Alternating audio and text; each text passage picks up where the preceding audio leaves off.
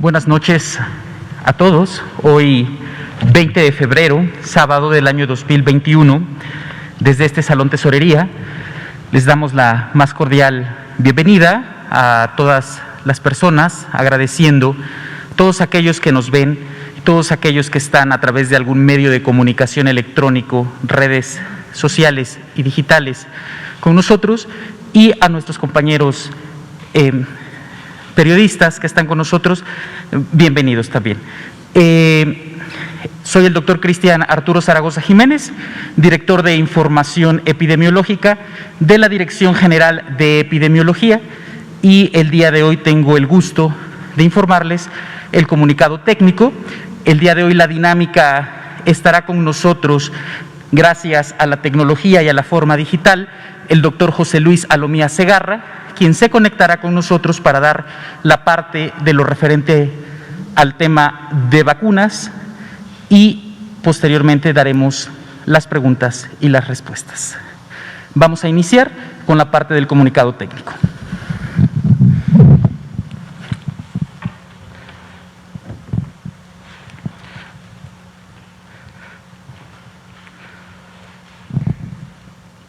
En esta gráfica, ustedes pueden observar en nuestro escenario nacional, en múltiples ocasiones les hemos compartido que esta es una gráfica en espejo, donde observamos dos gráficas. El primero, que tiene que ver con los casos estimados, y la segunda, que tiene que ver con las personas recuperadas. Es importante que identifiquemos estas dos cifras que se encuentran. La primera se refiere en color verde, 56.533 casos activos estimados, que representan el 3% de la totalidad. Estos números son la epidemia que está en tiempo real y que es un número dinámico, constante y que cambia. Y en la parte inferior tenemos 445.418 esquemas completos de vacunación contra la COVID-19. Esto se refiere a todas aquellas personas que ya completaron las 2 dosis. Eso es esta cifra. Cuando observamos la gráfica, tanto de los casos estimados como de los casos recuperados, vemos en casos estimados una disminución del menos 20%, y en los casos personas recuperadas una disminución del menos 13%. Ustedes pueden observar que tenemos las semanas epidemiológicas. Hemos compartido con ustedes que existen años que tienen 53 semanas epidemiológicas, como fue el año 2020, y años que tienen 52 semanas epidemiológicas. Esto depende del número de días, si el año es bisiesto, y por el término de las mismas. Recordando que una semana epidemiológica termina un día como hoy, un día sábado, inicia un día domingo. Eso es importante que ustedes lo tengan en cuenta.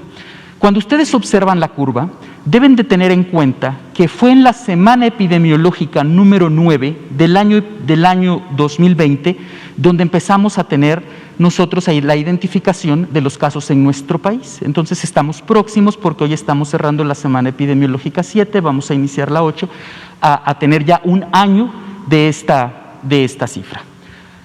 Hasta el día de hoy, con corte, de acuerdo a nuestro sistema de vigilancia, nuestro CISVER, tenemos 2.233.973 casos estimados.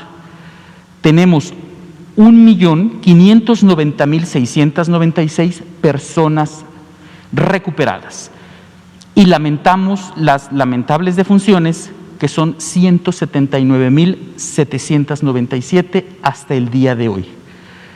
Es importante destacar que en nuestro sistema de vigilancia epidemiológica tenemos un registro de más de 5 millones de registros. Y eso es muy importante, porque esos más de 5 millones de registros que se tienen en este sistema de vigilancia epidemiológica es gracias al esfuerzo de equipos de salubristas, de equipos de epidemiólogos de todas las instituciones y de todo el país, que día a día, sin descanso, se ha dicho, esto ha sido una epidemia larga para el país y continúa. Debemos de agradecer todo el apoyo y todo el esfuerzo y sobre todo toda la constancia para que nosotros podamos mostrar estos datos a ustedes. Si me dan la siguiente, por favor. Esta diapositiva muestra la evolución diaria de hospitalización a nivel nacional. Y aquí podemos ver que tenemos una disminución de menos un punto porcentual comparado con la semana epidemiológica anterior. Esto nos refleja un 33% de ocupación nacional. Tenemos en color café el total de las personas hospitalizadas, vemos en color rojo las personas hospitalizadas en camas generales y vemos en la línea verde las personas hospitalizadas con ventilación mecánica. Podemos ir observando una tendencia a la disminución, pero aunque observemos la tendencia, tenemos que ser muy enfáticos en el fortalecimiento continuo de las medidas de protección, del lavado constante de manos, del uso correcto del cubrebocas, de la sana distancia, de utilizar el estornudo de etiqueta con el ángulo interno del codo, de evitar las reuniones y sobre todo apegarnos al semáforo epidemiológico de acuerdo a las recomendaciones y a cada color acorde a la entidad federativa que se encuentre según el color que se marca. La que sigue, por favor. En esta diapositiva vemos disponibilidad. Y aquí ustedes han observado cómo han disminuido en estos tres grandes indicadores que se tienen.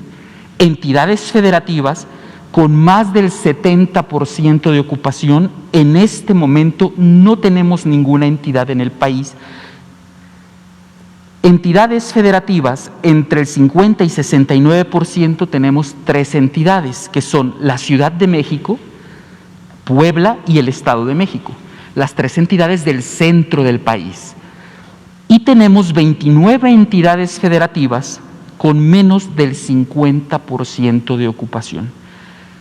Estamos hablando de camas para hospitalización general. En números ustedes pueden observar que tenemos un total de el universo que reporta a la red Irak de 32.185 camas. Y esto lo que podemos resumir son, tenemos 20.945 camas disponibles y existen 11.240 camas generales ocupadas. Si me da la siguiente, por favor. Disponibilidad de camas con ventilador. Tenemos ninguna entidad, esto es algo muy destacable, con más del 70% de ocupación en camas con ventilador. Tenemos solo una entidad que está entre el 50 y 69% de ocupación, que es la Ciudad de México, y tenemos 31 entidades federativas con menos del 50% de ocupación. Esto significa que de esta red que reporta día a día, que no descansa en las 24 horas, tenemos un acumulado hasta el 20 de febrero y el corte es de 11.473 camas totales, que es nuestro gran universo. Existen 7.130 camas disponibles y están ocupadas 4.343. Vamos a dar la siguiente. Para este momento vamos a hacer un enlace remoto gracias a la tecnología y sobre todo gracias a todos estos medios digitales que nos pueden acercar. El enlace remoto será con el director general de epidemiología, a quienes ustedes conocen muy bien, el doctor José Luis Alomía Segarra, quien se conectará con nosotros para dar el informe de vacunas. ¿Qué tal? Muy buenas noches. Saludo a todos a través de este medio virtual. Muchas gracias, estimado doctor Cristian Zaragoza, por estar ahí de manera presencial. Un saludo también a los medios de comunicación que asisten a Palacio Nacional todas las noches a atender esta conferencia.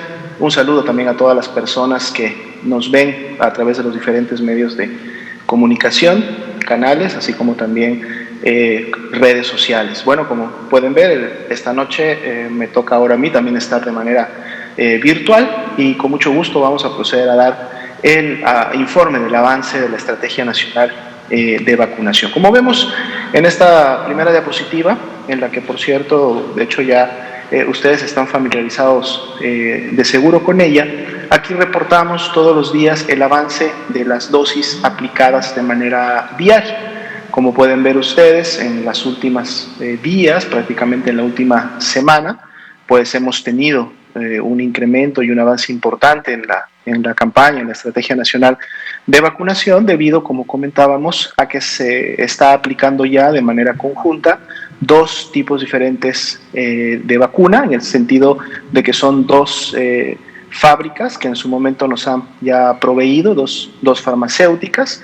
Estamos aplicando la vacuna de Pfizer-BioNTech y la vacuna de AstraZeneca. La primera ya estamos en segundas dosis para la población de trabajadores de la salud, y en el caso de la segunda, que fue la que llegó apenas el fin de semana pasado, estamos ya también intensamente en la aplicación al grupo o a la población de adultos mayores. El día de hoy se tuvo un avance para efectos del corte de las 4 de la tarde de 55.742, y obviamente esta cantidad de dosis aplicadas que pudiera parecer menor a los días previos es también porque, si recordarán, y lo veremos ahorita en siguientes imágenes, pues ya muchas de las entidades están logrando avances importantes que los sitúan ya cerca de poder terminar su vacunación de este primer grupo de adultos mayores. Si vemos en la siguiente diapositiva, vamos a identificar precisamente el acumulado total de vacunas que hasta el momento se ha puesto. Vean ustedes cómo a partir precisamente del 14 de febrero en adelante volvemos a tener un incremento importante de la aplicación de todas estas dosis, llegando el día de hoy ya a 1.656.304 dosis aplicadas, tanto para la etapa 1, que continúa todavía en progreso, como en este inicio durante esta semana de la etapa 2. Vamos a ver la siguiente diapositiva.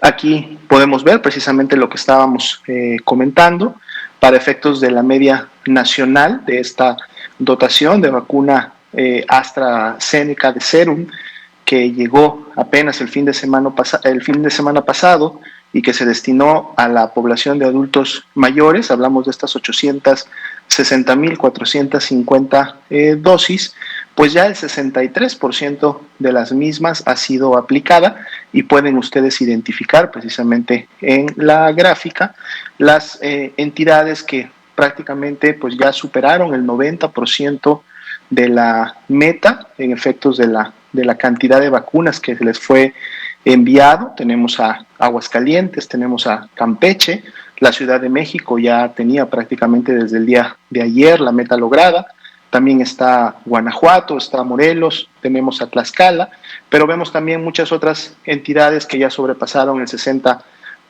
y prácticamente todas acercándose a la mitad. Entonces esto es un buen avance, porque quiere decir que durante esta semana cada una de las entidades federativas pues precisamente ha podido aplicarse y ha podido contribuir a el avance de este grupo tan importante de proteger precisamente por el riesgo también elevado que tienen los mismos de generar enfermedad grave. Si vemos la siguiente, por favor.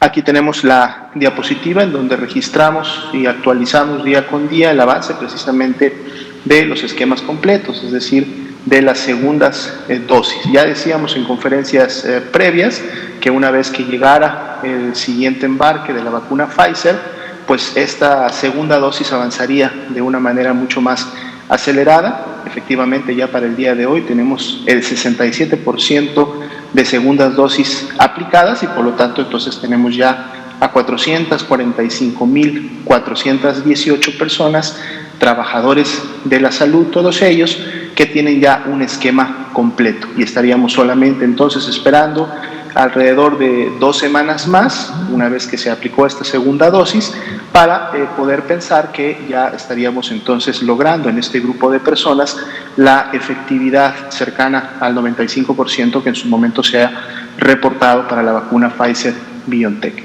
Otros grupos poblacionales que ya recibieron su primera dosis, como fue el personal educativo de Campeche, y el grupo de personas adultas mayores que apenas inició esta semana, pues todavía estarán en siguientes días y semanas recibiendo, en la medida que vayan cumpliendo la temporalidad mínima indispensable para la aplicación de la segunda dosis, empiecen entonces a programarse la aplicación de sus segundas dosis, y en su momento veremos también entonces reflejado ese avance en nuestra gráfica.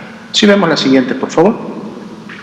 Tenemos la actualización precisamente de los eventos supuestamente atribuibles a vacunación e inmunización. Siempre hacemos la referencia y recordamos a la población que estos 7.148 ESAVIs que hasta el momento se han presentado, como su nombre lo dice, son eventos supuestamente atribuibles a la vacunación, es decir, en este momento todavía no son eventos que uno pueda referir o asignar una causalidad a la aplicación de la vacuna. Esto será en su momento analizado, está siendo ya analizado desde que inició la campaña de vacunación por un grupo de expertos que son los que, en base a la revisión de los expedientes clínicos, de la evolución de los casos, sobre todo obviamente enfocándonos a los ESAVIs que se reportan como graves, que para el día de hoy son 42 para todo el rango de la vacuna, y esto es una cantidad pues bastante diminuta, digamos, en relación al total de vacunas que se han aplicado, representan menos del 1%, de hecho es el 0.4% del total de dosis que en su momento se han aplicado, la totalidad de los ESAVIs reportados, recordando que la gran mayoría de ellos son precisamente los ESAVIs no graves, que son las manifestaciones, signos y síntomas que normalmente podemos ver asociado a la mayoría de las vacunas y que se presentan de manera local y que no generan obviamente ningún problema o que ponga en riesgo la salud de las personas que están recibiendo esta vacuna. Pueden ustedes ver en las tablas, para efectos de las referencias, cómo se distribuyen por vacunas aplicadas. Estamos hablando de los ESAVIs graves, la distribución también por sexo, la distribución de los 9 personas que actualmente se encuentran todavía hospitalizadas para efecto de dar seguimiento puntual y especializado a su ESAVI por entidad federativa donde se encuentran hospitalizadas, y también por entidad federativa los números y personas que han presentado ESAVIs graves, ¿no?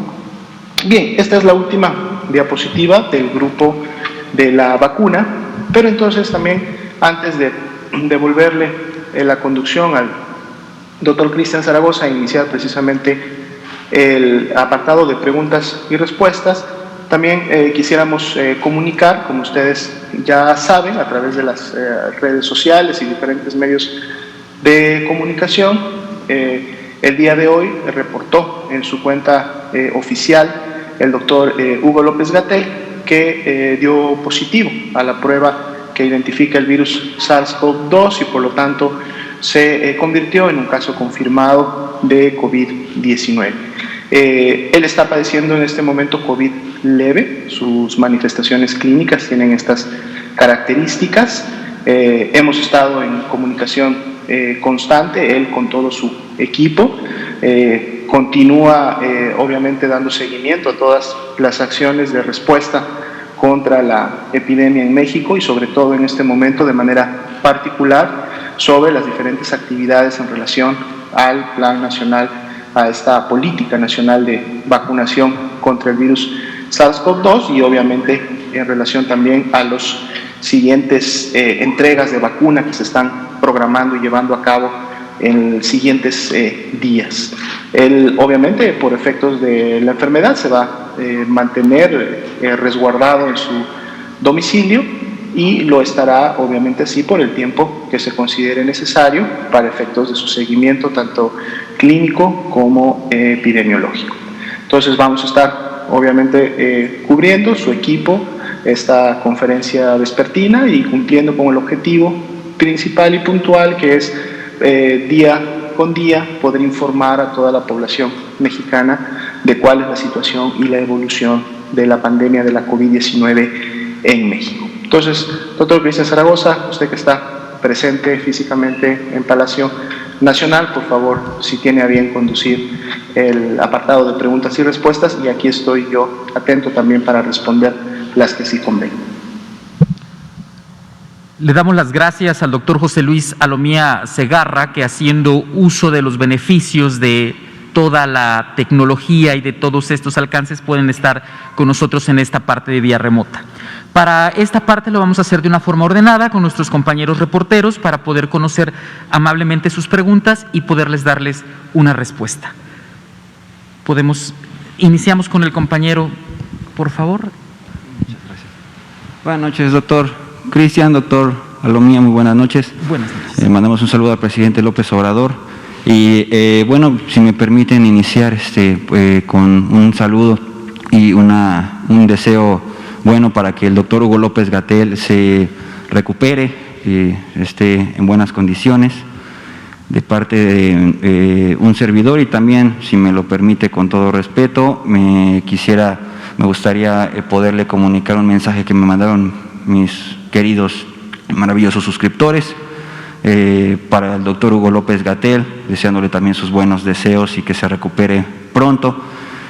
Quisiera preguntarle rápidamente si, qué bueno que el doctor Hugo López-Gatell pues, se va a encontrar bien atendido, pero lo vamos a tener presente el lunes, por ejemplo. Y doctora Alomía, ¿cómo se encuentra usted? ¿Presenta algunos síntomas? Espero también que si presenta algún tipo de situación de salud, se recupere también, pero me gustaría preguntarle cómo se encuentra. Y la tercera pregunta sería, por ejemplo, ahorita ya se empieza a distribuir por las redes sociales una fuerte crítica respecto a estas circunstancias que están sucediendo de salud del doctor Hugo López-Gatell. Me gustaría preguntarles también cómo podemos ayudar, porque por ejemplo llegaron las vacunas el día de hoy de Hong Kong y se tienen temas muy importantes con respecto a la vacunación, pero eso no está siendo tendencia, viene más que nada una información o malinformación desgraciadamente fuerte con respecto a esta crítica negativa, pero ¿cómo podemos ayudar para poder trabajar en conjunto? Muchas gracias.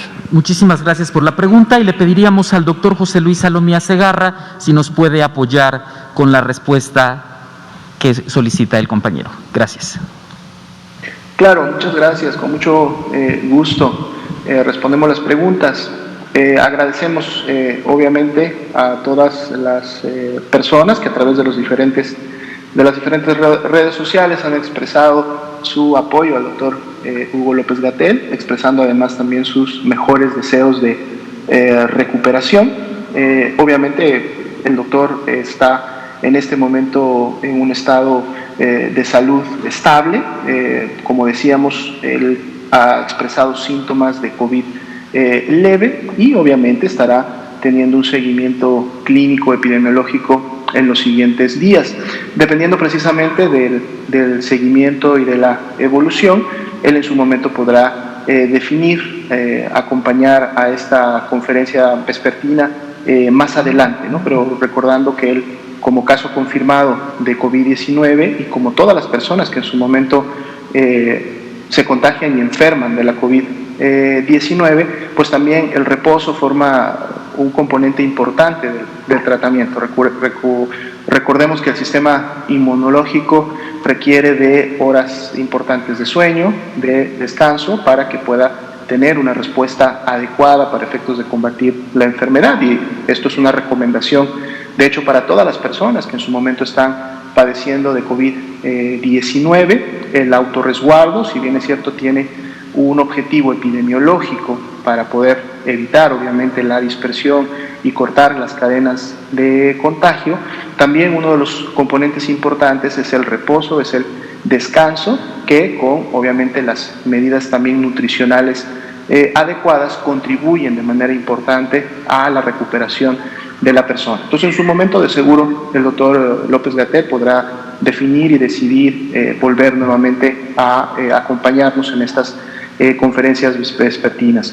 Le agradezco la pregunta también por mi persona. En mi caso, yo estaré también realizando autorresguardo domiciliario por efectos de que fui obviamente clasificado como contacto directo del doctor Hugo López-Gatell. Nos encontramos bien de salud, es solamente para efectos de cumplir los protocolos epidemiológicos que hemos recomendado ampliamente y desde un principio de la pandemia a toda la población, y hay que aprovechar entonces para hacer este recordatorio. Toda persona que en su momento es contacto de un caso confirmado debe de también resguardarse bajo el hecho de que potencialmente pudiera haber sido contagiado, y entonces durante este periodo de autorresguardo estar observando la posibilidad de inicio de signos y síntomas, y si estos se presentan, entonces iniciar obviamente todo el protocolo correspondiente que se da cuando uno se convierte de contacto a caso sospechoso. Y esto es muy importante llevarlo a cabo porque es uno de los principales elementos que contribuye, como decíamos, a cortar las cadenas de transmisión y entonces a disminuir en su momento obviamente la dispersión del virus. Entonces es algo importante que toda la población debe de entender y poner en práctica para efectos de también contribuir a la disminución de la transmisión comunitaria. Entonces eso es lo que vamos a estar nosotros realizando. Obviamente las tecnologías actuales nos permiten mantenernos activos laboralmente hablando. Estamos en contacto a través de estos sistemas de videoconferencia, llamadas, mensajería y todas las herramientas que en su momento están disponibles para estos efectos con todos nuestros equipos de trabajo. Así lo ha estado todo el día de hoy el doctor Hugo López-Gatell, y de seguro va a continuar realizando estas actividades, estando siempre al frente de la respuesta y en coordinación con todas las entidades y dependencias federales que participamos en esta respuesta contra la COVID-19 en México. Muchas gracias, doctora Alomía. El compañero de en medio, por favor. Buenas noches, doctor Cristian Zaragoza, director de Información Epidemiológica del INDRE. Buenas noches, doctor Alomía, director del INDRE. Si me permite una pregunta, hoy llegaron de la República Popular de China 200,000 vacunas, que es un 2% del compromiso de las 10 millones de vacunas que se tienen contratadas con esta nación. ¿Ya hay alguna planeación de dónde se van a usar estas vacunas? Y bueno, le deseamos una pronta recuperación al doctor Hugo López-Gatell, subsecretario de Salud. Lo mismo para usted, doctor Alomía. Le agradezco las preguntas y su respuesta. Buenas noches. Gracias, doctor. Muchísimas gracias, compañero. Le pediríamos al doctor Alomía si nos podría hacer una referencia referente al tema del componente de vacunas que menciona el compañero. Gracias. Claro, con mucho gusto. Agradecemos también la pregunta para poder y aprovechar este espacio para informar a la población. Como ustedes han visto también en diferentes medios de comunicación y redes sociales durante el día, se estuvo anunciando de manera oficial el arribo ya al país de estas 200,000 primeras dosis de la vacuna Sinovac. Este es un grupo de un total de 2 millones de este tipo de vacuna, de esta producción de vacuna que llegará en siguientes días también al país, pero ya se tienen efectivamente las primeras 200,000 dosis. Estas en su momento ya se encuentran resguardadas en las instalaciones de la Secretaría de Salud. Recordemos que esta vacuna es una vacuna que no requiere de ultracongelación, puede mantenerse entre +2 y +8 grados centígrados, lo cual obviamente hace que se facilite la logística de su distribución. Dado y de la misma manera que lo anunció el día de ayer el doctor Hugo López-Gatell, los equipos técnicos se encuentran en este momento ya terminando de hacer los cálculos correspondientes para definir la localidad o municipio que en su momento recibirá estas 200,000 dosis para poder continuar con el plan nacional. recordando que están dirigidas precisamente en este grupo de etapa 2 a los adultos de 60 años o más. Nuestros adultos mayores también podrán tener acceso a esta vacuna y con ella entonces poder continuar elevando y generando las coberturas de esta población que, como decíamos, si podemos cubrirla lo antes posible, vamos a tener un impacto importante en la reducción de la mortalidad, dado que son los adultos mayores de 60 años o más, en la medida que además esta edad va subiendo, mayores de 70, mayores de 80, donde el virus SARS-CoV-2 tiene sus efectos más importantes y produce las mayores complicaciones que obviamente en este grupo incrementan no solamente la letalidad, sino también la mortalidad. Entonces es un grupo prioritario e importante al que tenemos que cubrir lo antes posible y por lo mismo estas vacunas que llegaron se enfocan y apuntan también a incrementar la cobertura en este grupo de edad y así se estará realizando en estos siguientes días. El día lunes probablemente se estará ya dando a conocer de manera oficial, junto con toda la logística asociada a su distribución y aplicación, cuál será la localidad o municipios que en su momento podrán estar recibiendo esta vacuna, recordando que también en siguientes días se confirmará la fecha y la hora a la brevedad.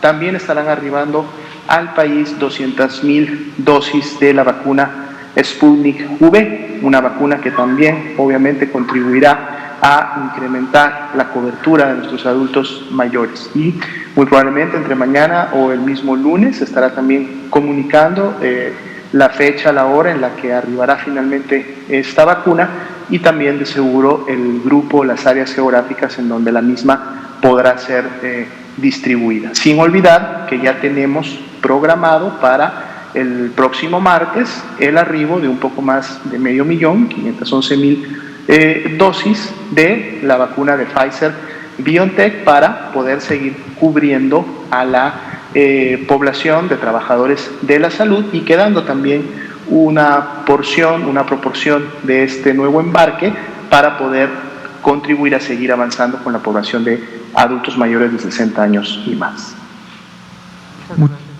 Muchísimas gracias, doctor José Luis Alomía. Compañero, por favor. Buenas noches, Arturo Contreras, de Pie de Página.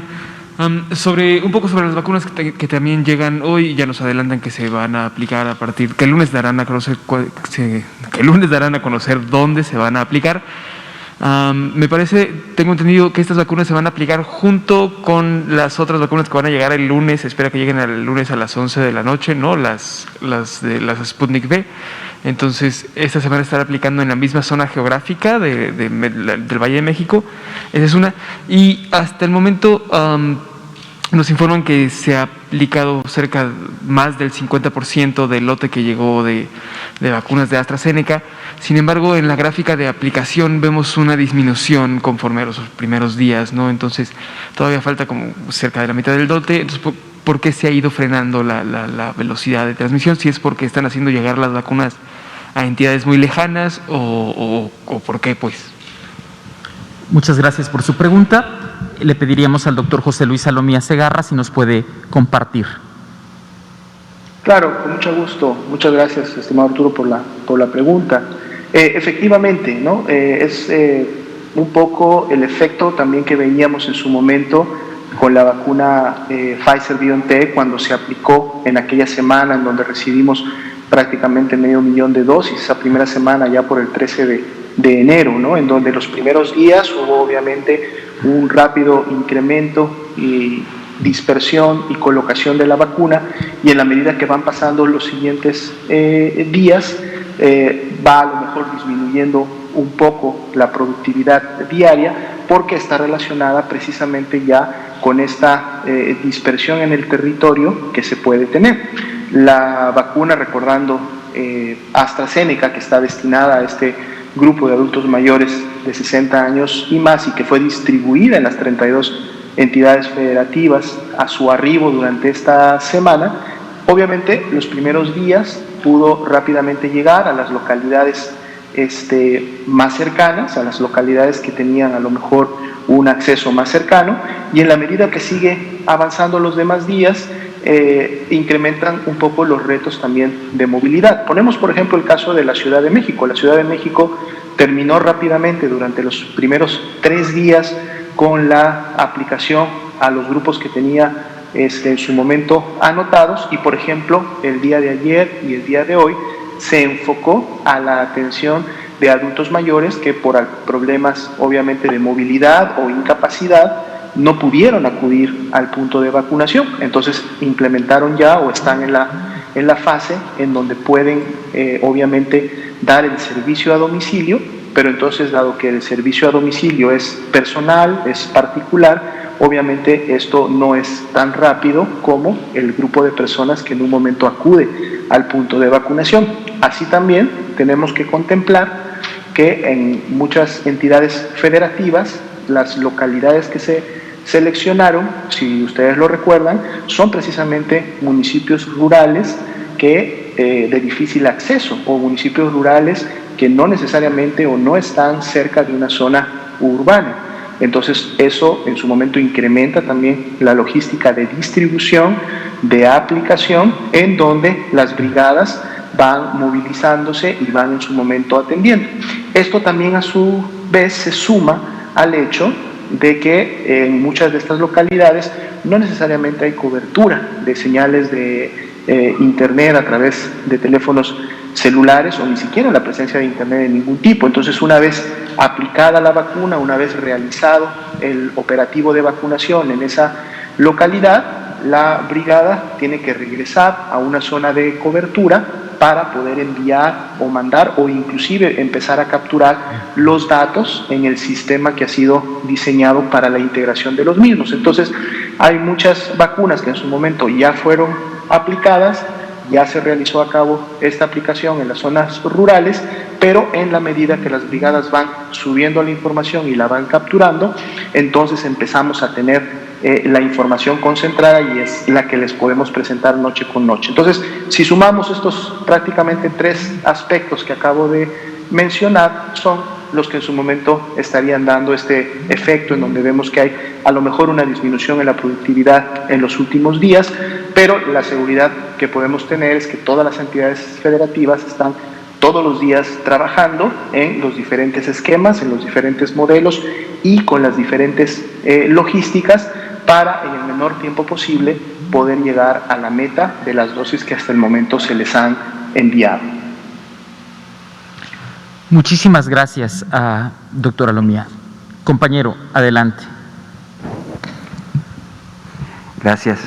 Doctor, un ESAVI pues es una reacción después es una medición de una reacción después de aplicar la vacuna, ¿no? Bueno, a grandes rasgos más o menos. Pero, por ejemplo, ¿cuándo se deja de tomar en cuenta que podría ser un ESAVI? ¿Cuánto tiempo tiene que dejar pasar después de aplicar la vacuna para poder tomarlo en cuenta como un ESAVI? O sea, ¿el registro se toma en cuenta después de aplicar la vacuna o también se puede tomar en cuenta que un ESAVI sería una posible reacción después de unos 2, 3 días, una semana, un mes? ¿Cuánto tiempo se tiene que dejar pasar para que ya un ESAVI ya no se considerara dentro del ESAVI? Esa es una pregunta. Y otra también, me han preguntado suscriptores acerca de la vacunación de nuestros compatriotas mexicanos allá en Estados Unidos. Muchos no tienen conocimiento de cómo será la vacunación allá todavía o cómo se estarán vacunando. Me comentan que en los consulados, me preguntan que si en los consulados se va a vender la vacuna, va a ser gratuita o cómo va a ser la vacuna allá para nuestros compatriotas. Gracias. Muchísimas gracias, y le solicitaríamos al director general de epidemiología si nos puede compartir. Con mucho gusto. Sí, precisamente entiendo entonces la pregunta tiene que ver con la temporalidad en la cual se puede producir un evento supuestamente atribuible a la vacunación e inmunización, un ESAVI. Efectivamente, esto va de la mano y depende de la vacuna.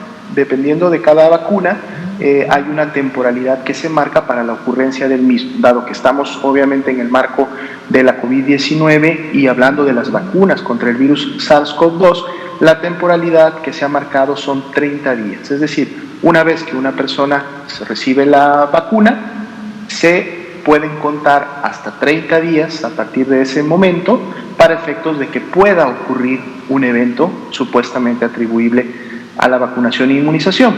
La gran mayoría de los eventos hasta el momento notificados por las entidades federativas, como lo veíamos, eran ESAVIS no graves y eran eventos de reacción local o sistémica leve. Y estos normalmente se han estado produciendo en los primeros minutos o en las primeras horas porque precisamente son los secundarios a la aplicación local, es decir, es el dolor, en su momento el malestar que puede haber en la zona del brazo donde se aplica la vacuna, alguna reacción a lo mejor alérgica leve que se manifiesta con puntitos alrededor de la aplicación de la vacuna, la presencia de una febrícula, la presencia de dolor de cabeza, que es temporal, pasajero y que resuelve en las siguientes horas.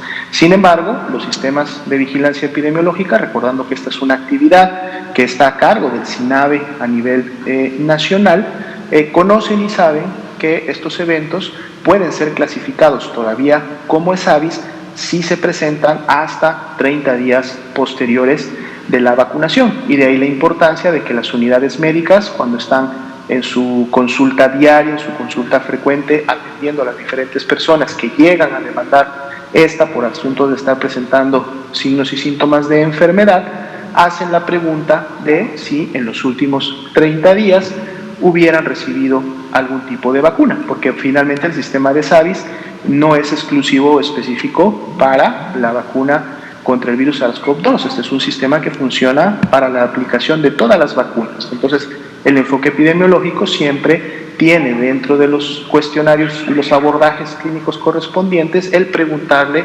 a las personas si han tenido el antecedente vacunal, y en este caso específicamente el de virus SARS-CoV-2 en los últimos precisamente 30 días, y obviamente si esto sucede, entonces pueden todavía clasificarlo como un ESAVIS. En relación a la vacunación a nuestros compatriotas que estarían en el territorio de los Estados Unidos de América, podemos recordar que el canciller Marcelo Ebrard Casaubon ha dado a conocer en varias ocasiones que ellos han realizado gestiones diplomáticas con este país. Se ha hecho obviamente el uso adecuado de los diferentes consulados que se encuentran distribuidos en el territorio de los Estados Unidos de América, y en muchos de ellos han podido realizar estas gestiones para poder facilitar el acceso a la vacuna de nuestros connacionales en dicho territorio. Y esto lógicamente también ha rendido frutos en el sentido de que ellos mismos han informado que en diferentes puntos o partes de estos consulados han podido lograr que el acceso se facilite, e inclusive en algunos que sea promovido también a través de los que laboran en este tipo de áreas, y obviamente facilitando de esta manera que ellos puedan llegar. Vamos a estar igual muy al pendiente de lo que la Secretaría de Relaciones Exteriores nos pueda informar de cómo va estas gestiones y cómo han mejorado ellos esta parte. Muchísimas gracias, doctor José Luis Salomía. Y definitivamente esta enfermedad ocasionada por el virus del SARS-CoV-2, una enfermedad de un poco más de un año, es una enfermedad nueva donde nos ha permitido ir conociendo de acuerdo a todas las actividades que se hacen. No quisiera yo dejar pasar el momento para darle un agradecimiento a todos los salubristas y los epidemiólogos que han construido este sistema de vigilancia robusto. Y pues, si no hubiera otra pregunta más, pues un saludo y un abrazo muy, muy fraterno. ¿Sí, compañero? Gracias, perdón. Solo estaba viendo que hoy se anunció en el diario oficial en la Gaceta Oficial de la Ciudad de México, que algunos alumnos de Medicina, de Ciencias de la Salud, que estén próximos a titularse, ¿no?, que estén por terminar sus estudios, pueden empezar a regresar a las clases. Entonces no sé si tengan algún comentario sobre esto, y nada más si nos podrían regalar de nuevo los datos de efectividad, de la vacuna de Sinovac que acaba de llegar hoy, nada más para precisarlo. Gracias. Muchísimas gracias. Le pediríamos al doctor José Luis Salomía si nos puede apoyar. Claro, con mucho gusto. Podríamos identificar, los que nos ha tocado obviamente cruzar por esa hermosa temporalidad de lo que es estar en la escuela de medicina y asumir todos los retos a los que esto conlleva. Sabemos que precisamente los alumnos de último año, cuando estamos en los últimos años de la preparación, son los años más intensivos de las prácticas, precisamente en unidades de salud. Ya no son años en los que se lleve mucho tiempo en las aulas o en los diferentes campus de las universidades, sino más bien son años en los cuales ya la práctica es la que domina la temporalidad de la preparación académica. Es muy probable que tenga una relación con este aspecto, es decir, en donde pues obviamente tanto los alumnos de últimos años como los que ya se encuentran en su internado o en su trabajo social, que son precisamente los 2 últimos años de la carrera de medicina, pues puedan estar obviamente siendo ya invitados a contribuir con la atención médica que desde nuestra formación nos corresponde y con la cual es siempre, tanto un estudiante de medicina como un profesional de la salud está definitivamente comprometido a realizar en beneficio de su comunidad y de lo que los rodea. Habrá que ver a lo mejor de manera específica en qué contexto se hizo esta declaración, pero asumo que pudiera estar precisamente relacionado a esta particularidad que comento de los últimos años de la medicina. En relación a la vacuna que llegó el día de hoy, estamos hablando precisamente de la vacuna Sinovac, ya se encuentra publicada en las páginas oficiales de la Secretaría de Salud, lo que son las guías técnicas para la aplicación de esta vacuna y además en donde pueden ustedes tener acceso a toda la información más específica de las particularidades de la misma. En este documento inclusive ustedes van a poder encontrar los resultados que en su momento se obtuvieron de primeros ensayos, de estas fases de ensayos clínicos que se llevaron a cabo con la vacuna y que reportan precisamente la eficacia de la misma. Por ejemplo, se tiene un reporte de estudios de fase 3 realizados en Turquía, en donde después de la segunda dosis se alcanzó una eficacia del 91.25%. Se tiene otro ensayo también de fase 3 que se llevó a cabo con esta vacuna en Indonesia, en donde en Indonesia reportaron una eficacia del 65.3%, ¿no? Y recordemos también, como se ha dicho en conferencias previas, que un tema es la eficacia y otro tema sería ya la efectividad que se puede lograr una vez que la vacuna es distribuida y aplicada, y sobre todo en el contexto poblacional de lo que sería poder lograr a través de esta intervención prioritaria de salud pública como es la vacunación, de obviamente lograr un porcentaje o una proporción de la población protegida que además contribuye en esa localidad o en esa región geográfica en donde se aplica a tener cada vez menos personas susceptibles de enfermar a consecuencia de la enfermedad por la cual se está vacunando. Pero reitero, pueden ustedes también encontrar el documento completo en las páginas oficiales de la Secretaría para mayor información. Muchísimas gracias, doctora Lomía. Compañero. Muchas gracias. Salió la noticia de que si una persona había sido ya infectada con el virus y se había recuperado, podían llegarle a aplicar quizá nada más una parte de la vacuna o una dosis de las vacunas. ¿Esto qué tan cierto pudiera ser con respecto a información que salió de nivel internacional? Doctora Lomía, ¿nos podría apoyar? Gracias. Con mucho gusto, es correcto. Han estado circulando en diferentes medios de comunicación noticias publicadas de algunos estudios preliminares que se han estado realizando precisamente como parte del seguimiento de poder identificar, ¿no?, cuál ha sido la respuesta inmunológica de las personas vacunadas, tanto así también como en su momento poder explorar la seroconversión que en su momento se lleva a cabo a raíz de la vacuna Y hay datos preliminares importantes que han evidenciado que muchas personas con la aplicación de una primera dosis han podido desarrollar, digamos, una protección, o en el caso del grupo poblacional se ha evidenciado una eficacia superior inclusive a la publicada en su momento para la primera dosis. Ahora, lo que es importante obviamente es que en este momento son, como decíamos, todavía resultados preliminares, son muy prometedores, es obviamente una muy buena noticia, pero sin embargo todavía en este momento el posicionamiento oficial, tanto de la Organización Mundial de la Salud como el grupo propio de expertos de vacunación de México, es continuar obviamente aplicando las 2 dosis en aquellas vacunas que así lo indiquen para efectos de su aplicación, y todavía no realizar alguna modificación. Recordemos también que siempre hemos comentado que el Plan Nacional de Vacunación está en continua revisión.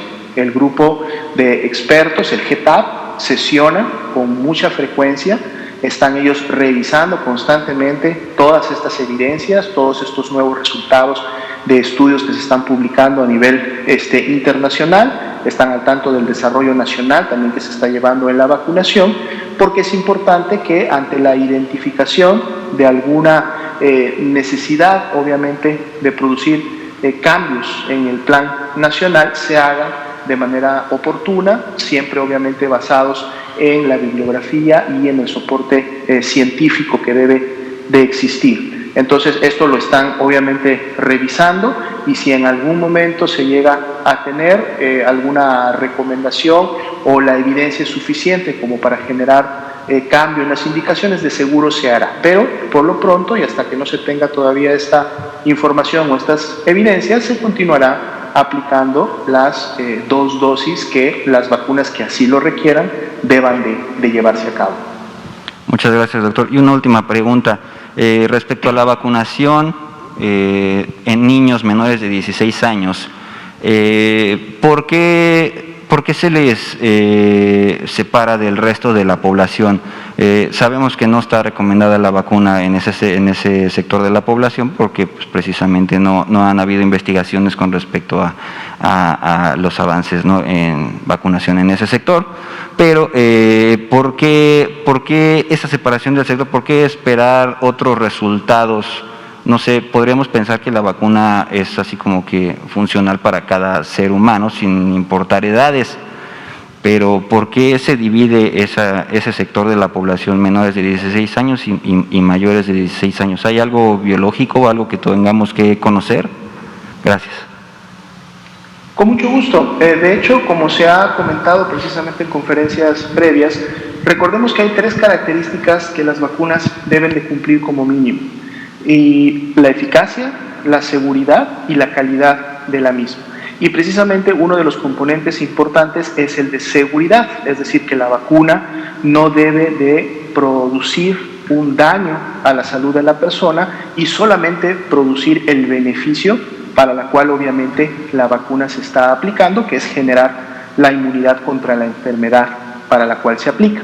La razón por la cual no se aplica la vacuna en estos momentos a los menores de 16 años, en otros tipos de vacunas la especificación es menores de 18 años, ni tampoco hasta el momento a las mujeres embarazadas, es precisamente porque los diferentes ensayos que se han llevado hasta el momento de estas vacunas no han incluido a estos grupos, por lo tanto no tenemos una seguridad probada para efectos de que la vacuna sea segura en los menores de 16 o 18, dependiendo de la vacuna, o en las mujeres embarazadas. Entonces, por principios éticos, estos tipos de ensayos, al menos hasta el momento, no se han llevado a cabo.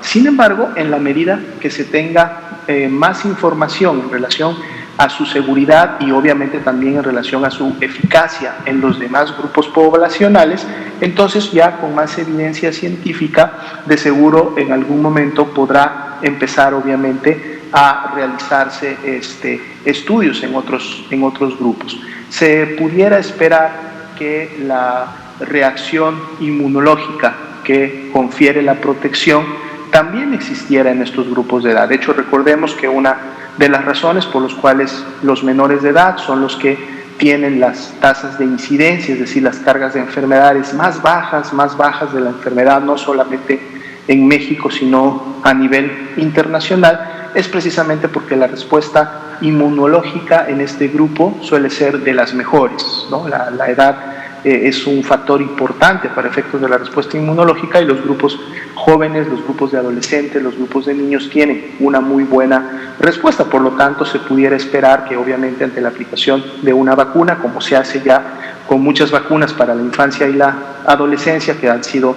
probadas durante muchos años, generan inclusive en algunos casos pues inmunidad por muchos años, obviamente pudiéramos esperar más adelante que la información sea lo suficiente para poder también incluir a este y otros grupos que actualmente no se están vacunando. Entonces es un principio principalmente de seguridad, y obviamente que al no haber estado incluidos en estos grupos, pues tampoco tenemos entonces la evidencia científica de los ensayos de la eficacia que en su momento la vacuna pudiera producir. Esas son básicamente las razones.